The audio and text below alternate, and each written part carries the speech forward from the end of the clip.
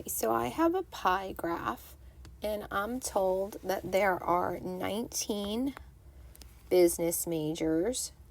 Computer science has 20 majors.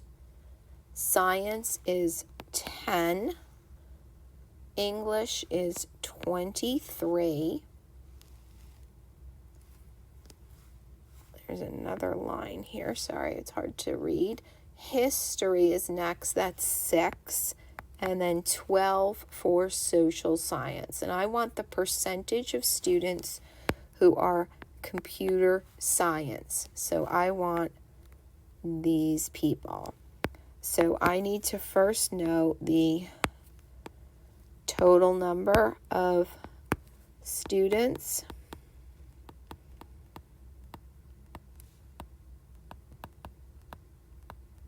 So